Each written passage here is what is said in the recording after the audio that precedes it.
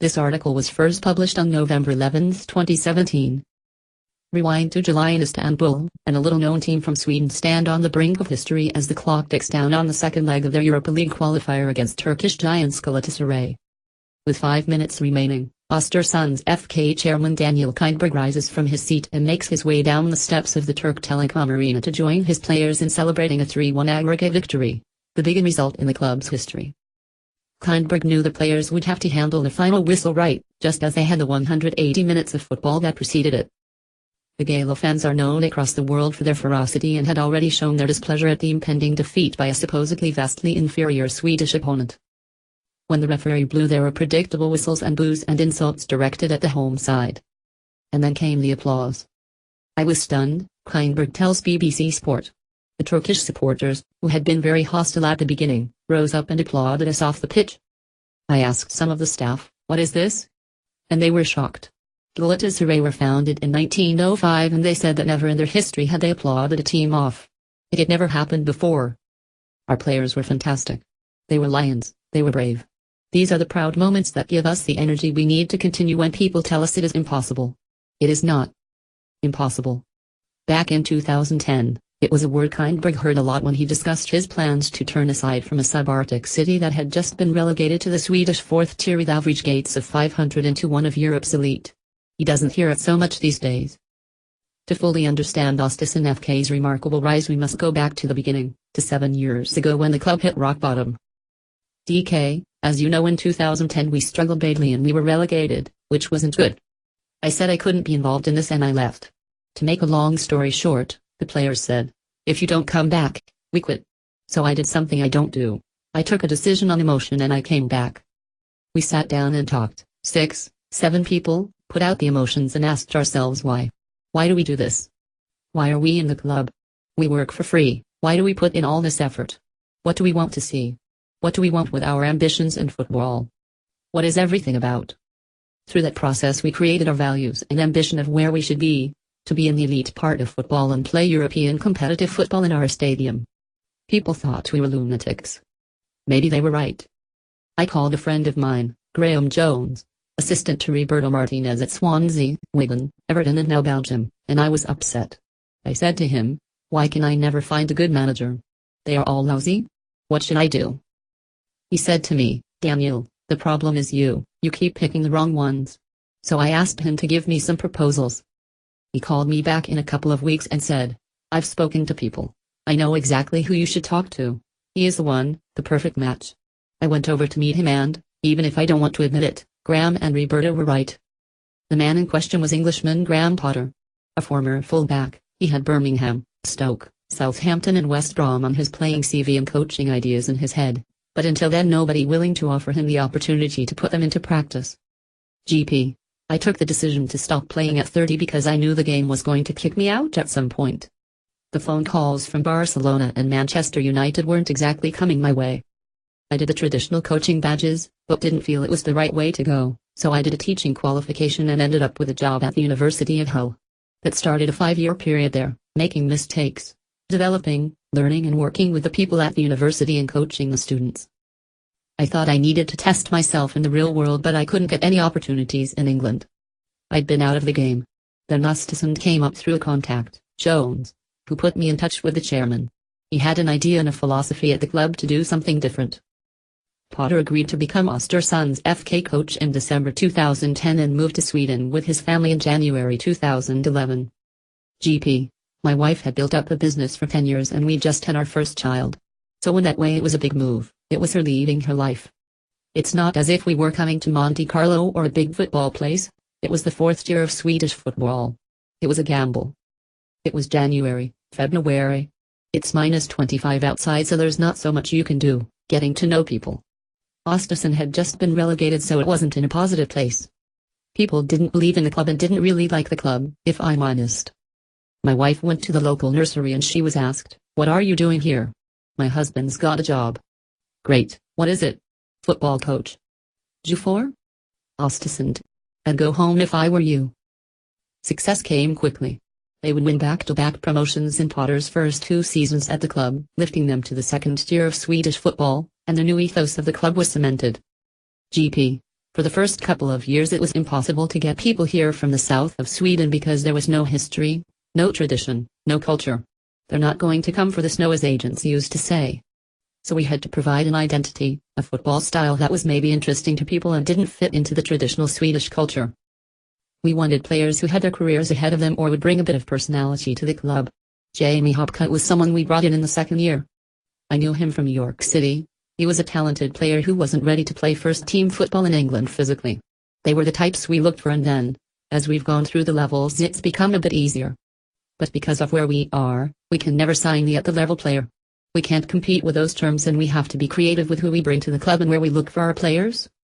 I got released by York when I was 18 and spent a few years around the non-league in England and had a few trials at clubs. Then one day I got an email and it was a trial day for Ostersund. I knew the manager from York, so I thought I'd give it one last chance. I went to the trial and managed to do well, and a month later I was out in Sweden. It was a bit scary at first. I was 19, leaving home for the first time wasn't something I was used to.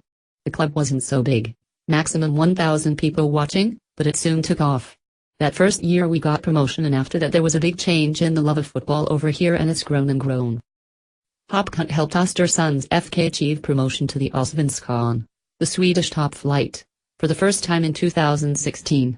During their debut top flight season he was joined at the club by another Englishman, former Middlesbrough Academy player Curtis Edwards. I left Middlesbrough when I was 19, my contract ended. I went on a few trials at Hibernian and Bristol City, but it didn't work out. I was stuck working with my dad on a building site, and I got a call from a friend who was playing Division 3 in Sweden, with Hardals, wanting to know if I wanted to get back playing. I spent 1 year there, and then Graham called me and I went on a trial match, and the journey has just gone up, up and up. You miss your family a lot and you wish they could be here every week to support you, so that's hard. At this club there's a lot of people like that who have come from different parts of Sweden and are alone. It's tough. It's not what English lads usually do. It's definitely made me grow up as a person, and I'm glad I took the opportunity. Ostersund FK is not an ordinary football club. Their extraordinary achievements on the pitch are underpinned by a unique approach to team building off it. They have developed a culture academy where players sing, dance and act in front of an audience in an attempt to boost their performance ability. This has included staging a rock concert, at which Potter himself sang, and a performance of Swan Lake. It was a young lady who called me with the idea that cultural expression can be good for athletes. I thought it was very interesting, out of the box. We let the players and staff consume culture, organizing workshops with theater, dance, singing, book reading. In our Culture Academy, we have a different theme every year. It is a training method for decision-making and bravery. Ostersunds players performed //chef.c.co.uk web link. Ostersunds Cultural Academy has seen them perform songs, dances and put on theatrical productions. We had to get players who were proven, get them into our environment and make them better. They play football for a couple of hours and then they're human beings for the rest of the time, so if we can help them in those aspects then it would be beneficial for them. We use it to help us win football matches fundamentally, but there's knock-on effects that it can develop the person in terms of self-awareness, in terms of motivation, in terms of empathy. You start to find out about people in a different way. You can see who is more comfortable in uncomfortable situations, how they respond to that, and how you can work with them and help them develop. Some interesting projects. I can't say I'm a good dancer or singer, but I've done things I would never have done. I'd have never danced on the stage, that's for sure, or sang in front of people. I call it singing, it's probably nothing like singing. We go out and integrate with the community in lots of ways. The most important thing at a football club are the supporters. We started with 500-600 people at the game, most of whom wanted you to lose to start with. Now we're averaging 6,000 and there's a real feeling in the town. The first program we did was a theater play. That was a bit daunting, trying to act in front of people. The next one we had to write a paragraph in a book about our journey, which was quite cool. Then we went on to painting, dancing and singing. That's not really our strong point, but we've got through it as a team and it's brought us together. Not content to rest on their laurels in their debut top flight season, Ostersund FK finished 8th. They also claimed their first major trophy, winning the Svenska Cupen, Sweden's main cup competition, by beating reigning champions Norrköping 4-1 at their own ground, the Jamdkraft Arena. It was a really special day, a full house. For us to host the Swedish Cup was incredible. To play Norrköping, who the year before were champions, was a big moment for us. DK, we are not here to be mid-table. That is terrible. Being fourth is the worst position you can be. Second is not good enough. We are here to be champions. Then we get a ticket straight to the Champions League. That's why we took the cup. It was fantastic. It was great and it got us into Europe. The cup win meant qualification for the Europa League, and there they have reached new heights, making good on the plan Kleinberg and his colleagues put in place back in 2010. That amazing night in Istanbul, when they beat Galatasaray, the highest-ranked side in Europa League qualifying, has been followed by victories over German side Hertha Berlin and Zorya Luhansk of Ukraine, and a draw with Spain's Athletic Bilbao, a game in which they led until the 89th minute. They top Group J and need one more win to reach the knockout stages. GP, we were fortunate in that we probably played Galatasaray early in their preparations, new coach and going through some transition. We played well in Sweden, we scored a late goal. Jamie Hopkins scored a good goal to make it 2-0. Then we had to go to Istanbul and get a result. At the end of the game their supporters were obviously irate at their team, but they started to clap us and we did a lap around Istanbul. That was a wonderful moment which started off the journey. We are doing okay in the group so far. We won in Ukraine and beat Berlin here. We did well against Bilbao. We've got a long way to go, but it's really exciting. JH, when I came, I heard about the vision of getting to the Allsvenskan, the top league, and getting into Europe. People were just laughing at the chairman and saying it's never going to happen. CE, the results that we've been getting, you must believe now that it's not luck. It shows we have a really good team here, obviously, if we can keep everything together. Everything changes, but the manager seems to keep going every year. We can definitely get out of the Europa League group.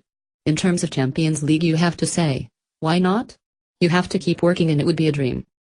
DK, we have a turnover of 5 meters. To beat a team like Galatasaray who have a turnover of 140 meters, that is impossible.